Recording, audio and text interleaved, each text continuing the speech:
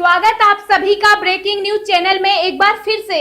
तो आइए जानते हैं देश दुनिया की तमाम बड़ी खबरों को।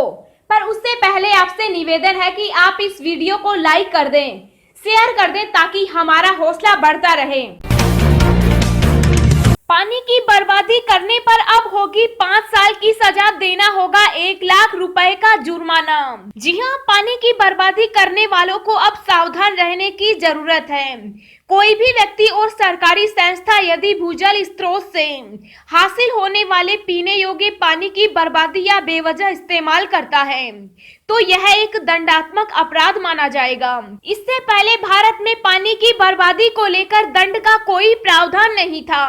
घरों की टंकियों के अलावा कई बार टैंकों से जगह जगह पानी पहुंचाने वाली नागरिक संस्थाएं भी पानी की बर्बादी करती है।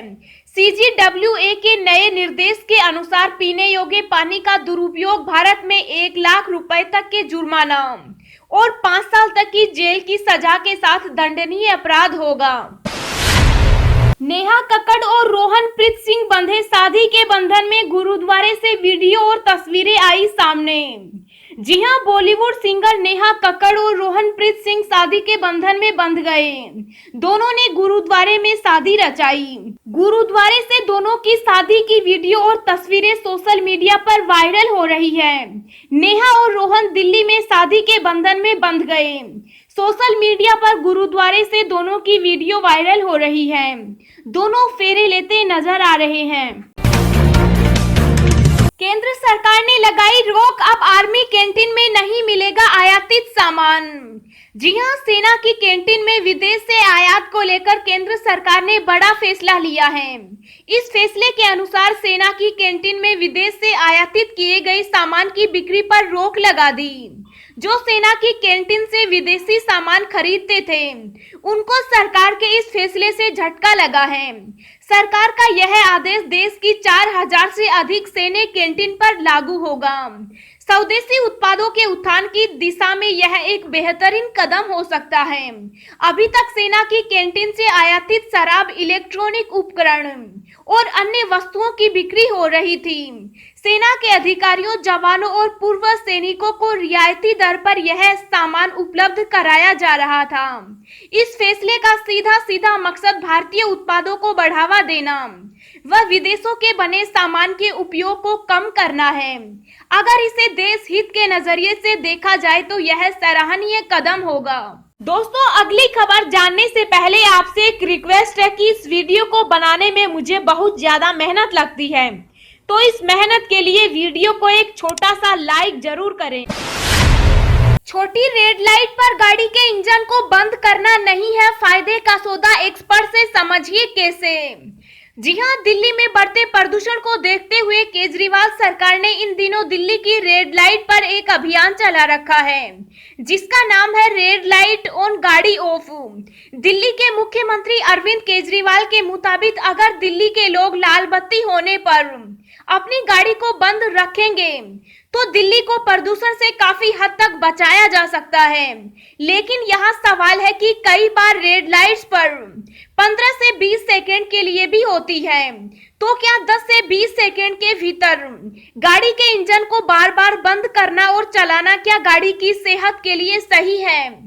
इसे जानने के लिए TV9 भारतवर्ष ने ऑटो सेक्टर के जानकारों से बात की, जिसमें यह निकल कर आया कि अगर आप 20 सेकंड से कम की रेड लाइट पर अपनी गाड़ी के इंजन को बंद करते हैं तो यह आपकी गाड़ी के लिए फायदे का सौदा नहीं है। बिहार सरकार ने सरकारी कर्मचारियों को दिया तोहफा, लिया बड़ा फैसला, चारों तरफ खुशियां ही खुशियां। जी हां, खबर के मुताबिक बिहार के उप मुख्यमंत्री सुशील कुमार मोदी ने घोषणा की है कि बिहार में किसी भी सरकारी कर्मचारी का वेतन और पेंशन नहीं कटेगा और न रुकेगा। इन्हें समय पर पैसा मिलेगा। जो कर्मचारी लॉकडाउन की अवधि में ड्यूटी नहीं किए हैं उन्हें भी पूरा वेतन मिलेगा। सुशील मोदी ने कहा कि बिहार सरकार ने अपने कर्मचारियों और पेंशनधारियों के लिए पूरी व्यवस्था कर रखी है।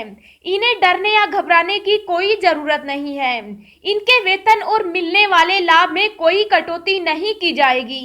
इन्हें पहले की तरह सभी प्रकार के लाभ प्रदान किए जाएंगे।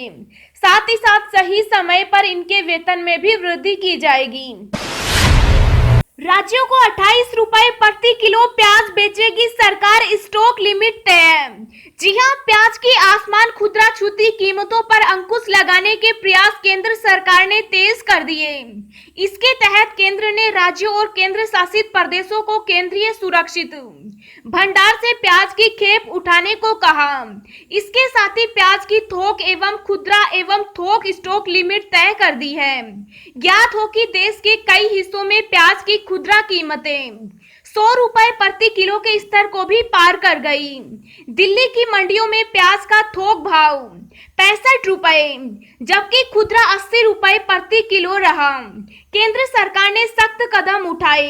इस बीच प्याज की बढ़ती कीमतों को नियंत्रित करने व जमाखोरी रोकने के लिए केंद्र सरकार ने सख्त कदम उठाए हैं। केंद्र ने थोक विक्रेताओं के लिए प्याज की स्टॉक लिमिट 25 मीट्रिक टन और खुदरा व्यापारियों के लिए स्टॉक की लिमिट 2 मीट्रिक टन निर्धारित किया गया है। हालांकि ये नियम और लिमिट आयातित प्याज पर लागू नहीं होगी। केंद्रीय खाद्य आपूर्ति एवं उपभोक्ता मामले के मंत्री पीयूष गोयल ने ट्वीट कर ये जानकारी दी है। दशहरे से पहले एम्बुलेंस पर सवार दिखा रावण, लोग बोले कोरोना हो गया क्या। जी हां, दशहरे के दिन रावण दहन की परंपरा सदियों से चली आ रही है, लेकिन इस बार दशहरे से पहले रावण का एम्बुलेंस पर लेटे हुए वीडियो सोशल मीडिया पर वायरल हो रहा है। इस तरह के रावण के वीडियो को जो भी देख रहा है उसकी आंखें 2 पल के लिए खुली ही रह जा रही है। इस मजेदार वीडियो को आईएफएस ऑफिसर सुशांत नंदा ने अपने ट्विटर पर शेयर किया है। लोन मोरेटोरियम, वित्त मंत्रालय ने जारी की गाइडलाइंस, इन लोगों को मिलेगा फायदा। जी हां, लॉकडाउन के दौरान केंद्र सरकार की तरफ से लोगों को लोन की ईएमआई भरने को दी गई राहत के बाद बैंकों ने ब्याज पर ब्याज लगाना शुरू कर दिया था, जिसके बाद मामला सुप्रीम कोर्ट में गया और सरकार ने ब्याज पर लगने वाले ब्याज की 2 करोड़ रुपए तक की राशि पर लोगों को राहत दी। अब इसको लेकर वित्त मंत्रालय ने दिशा निर्देश जारी कर दिए हैं। आरबीआई की मोरेटोरियम पीरियड में ब्याज पर छूट देने के मामले को लेकर लोगों को राहत देने के लिए वित्त मंत्रालय ने गाइडलाइंस जारी की। इसके तहत 2 करोड़ रुपए तक के कर्ज पर 6 महीने के लिए दी गई मोहलत के दौरान चक्रवर्ती ब्याज और साधारण ब्याज के बीच अंतर के बराबर राशि का भुगतान केंद्र सरकार की तरफ से किया जाएगा। केंद्र सरकार ने बताया कि जिन्होंने home loan, education loan, credit card loan, auto loan, consumer durables loan लिया हुआ है, उन्हें इसका फायदा मिलेगा। बैंक चक्रवर्ती ब्याज और साधारण ब्याज के बीच जो राशि है उसे ग्राहक के लोन अकाउंट में डालेंगे, फिर सरकार बैंक को उस राशि पर क्लेम करने के बाद भुगतान करेगी। 25,000 रुपए तक की सैलरी वालों के लिए बड़ी खबर, मुफ्त में मिलेंगी ये सुविधाएं। जी हां, अगर आपको महीने में सैलरी सिर्फ 25,000 रुपए तक ही मिलती है तो निराश मत होइए। आपको सिर्फ 25 रुपए के अंशदान पर सरकार पढ़ाई, लिखाई, दवाई और शादी सहित 19 तरह की सुविधाएं देगी। इतने कम वेतन वाले श्रमिकों के लिए सरकार ने सहायता के लिए कुछ प्रावधान किए हैं, लेकिन इसकी जानकारी के अभाव में उसका लाभ नहीं मिल पाता। कई राज्यों में इस तरह की सुविधाएं हैं। इसमें हर महीने अधिकतम 75 रुपए सरकार के वेलफेयर फंड में जमा करना होता है, जिसमें 25 रुपए वर्कर की सैलरी से कटता है और 50 रुपए कंपनी प्रबंधन की ओर से। हर फैक्ट्री के गेट पर इसका बोर्ड लगाना अनिवार्य है। यह स्कीम आपके लिए बड़े काम की है। अगर कोई महिला श्रमिक है और उसे शादी करनी है तो 51,000 रुपए मिलेंगे। अगर श्रमिक की बेटियां हैं तो 3 लड़कियों की शादी में 51,000 रुपए की मदद दी जाएगी। यह पैसा शादी से 3 दिन पहले दिया जाएगा। पढ़ाई लिखाई के लिए मदद, अगर किसी श्रमिक के लड़के लड़कियां पहली से 12वीं कक्षा तक पढ़ाई जारी रखते हैं तो इसके लिए उन्हें स्कूल ड्रेस, किताब कॉपियां आदि खरीदने के लिए हर साल 3,000 से 4,000 रुपए की मदद मिलेगी। यह सुविधा 2 लड़के और 3 लड़कियों के लिए उपलब्ध है। छात्रवृत्ति, यह सुविधा प्रत्येक श्रमिक की 3 लड़कियों और 2 लड़कों के लिए है। 9वीं से लेकर अन्य कक्षाओं की पढ़ाई के लिए 5,000 से लेकर 16,000 रुपए तक मिलते हैं। श्रमिकों के बच्चों को कल्चरल प्रतियोगिताओं में स्थान प्राप्त करने पर 2,000 से 31,000 रुपए तक दिया जाएगा। श्रमिकों के बच्चों को खेलकूद के लिए प्रतियोगिता के आधार पर 2,000 से 31,000 रुपए तक दिया जाएगा। दवाई के लिए मदद, महिला श्रमिकों तथा श्रमिकों की पत्नियों को डिलीवरी पर 10-10 हजार रुपए 2 बार के लिए दिए जाएंगे। श्रमिकों को चश्मे के लिए 1,500 रुपए की मदद, श्रमिकों की सेवा के दौरान दुर्घटना या अन्य कारण से दिव्यांग होने पर 1.5 लाख रुपए तक की मदद, श्रमिकों और उनके आश्रितों को डेंटल केयर व जबड़ा लगवाने के लिए 4 से 10 हजार रुपए की मदद, श्रमिकों की किसी भी दुर्घटना में अपंग हुए श्रमिकों व उनके आश्रितों को कृत्रिम अंगों के लिए सहायता मिलती है, लेकिन सैलरी 20,000 रुपए ही होनी चाहिए। श्रमिकों के दिव्यांग बच्चों को 20,000 रुपए से 30,000 रुपए। इसके तहत सर्विस और वेतन की सीमा तय नहीं। दिव्यांग श्रमिकों तथा उनके आश्रितों को तिपहिया साइकिल के लिए 7,000 रुपए।